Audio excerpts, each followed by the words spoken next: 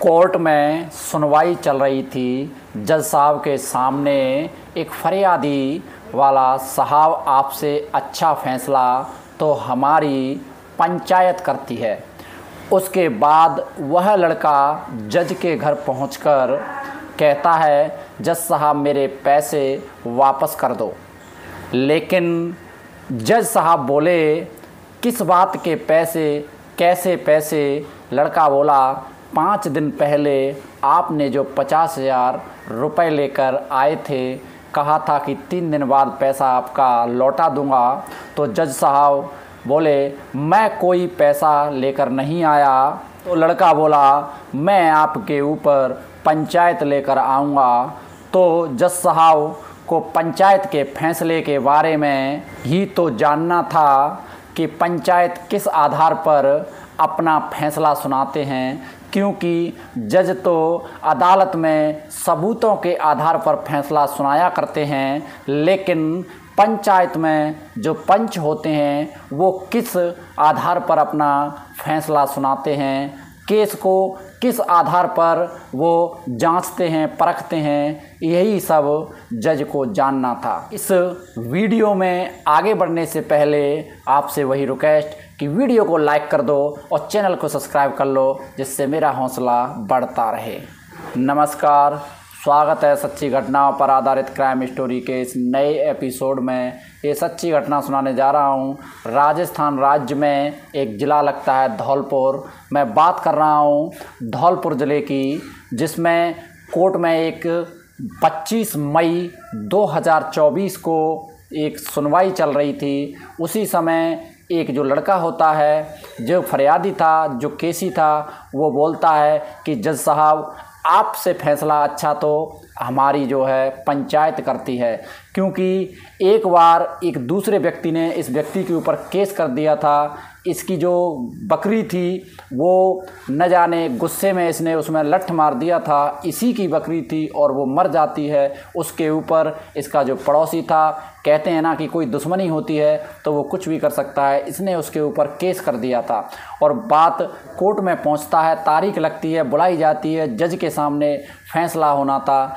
जज साहब फैसला सुनाते हैं, कहते हैं कि आपने एक हत्या की है, इसलिए आपको 3 महीने की सज़ा व 2500 रुपये जुर्माना भरना होगा।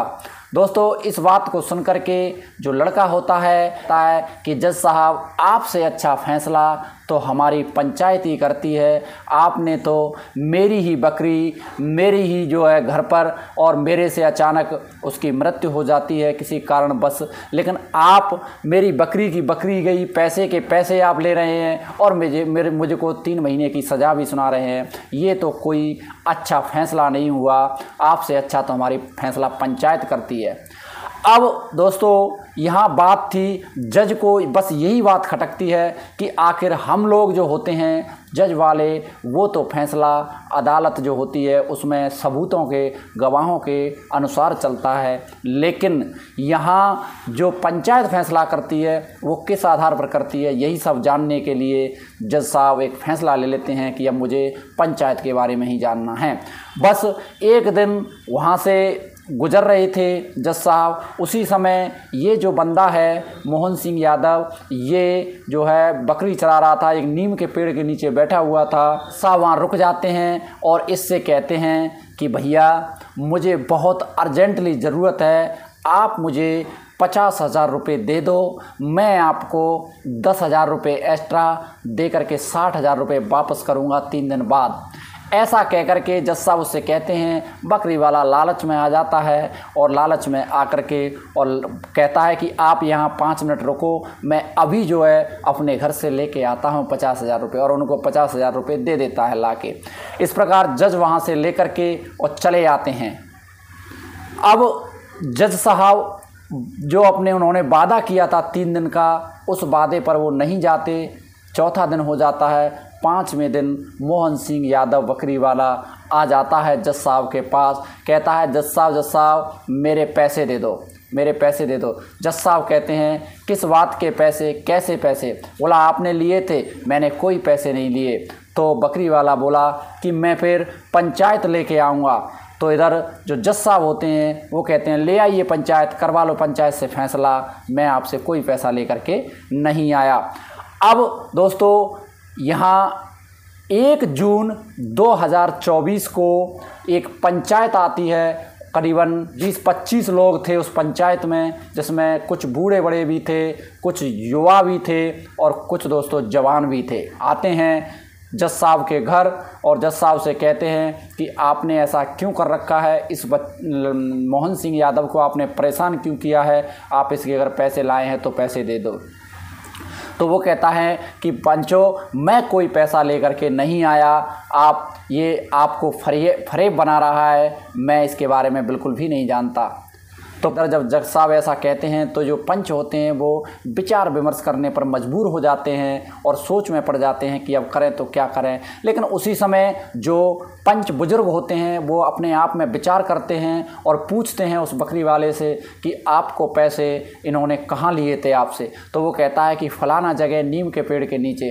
बस जो पंच होते हैं वो कहते हैं कि आप एक काम करिए, जज साहब के सामने सब आपस में कहते हैं कि आप उस पेड़ के नीचे जाइए, उस पेड़ पे से एक झोरा यानी उसकी एक छोटी सी डाली तोड़ करके ले आइए।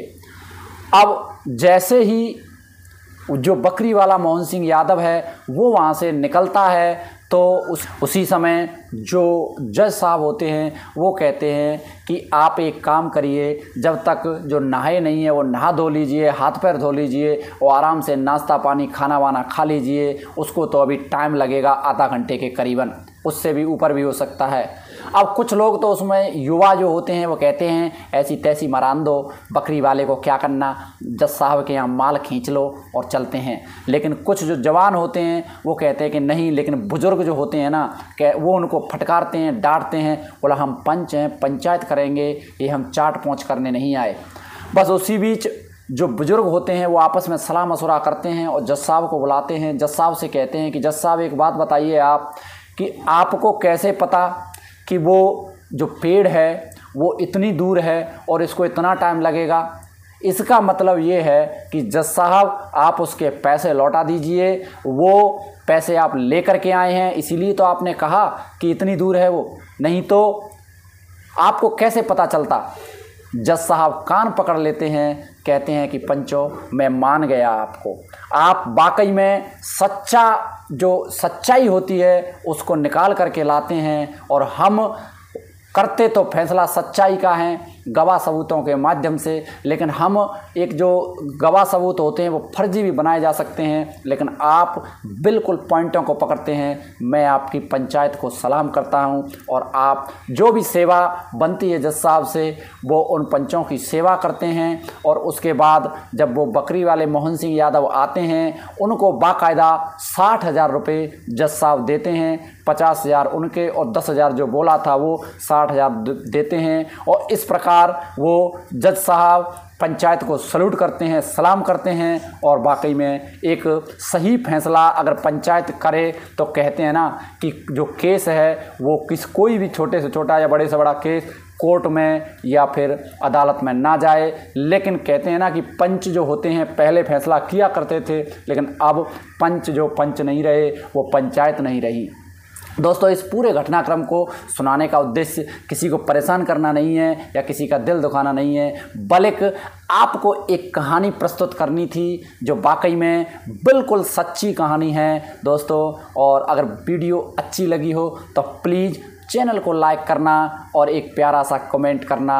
मिलेंगे एक नए वीडियो के साथ, तब तक के लिए जय हिंद।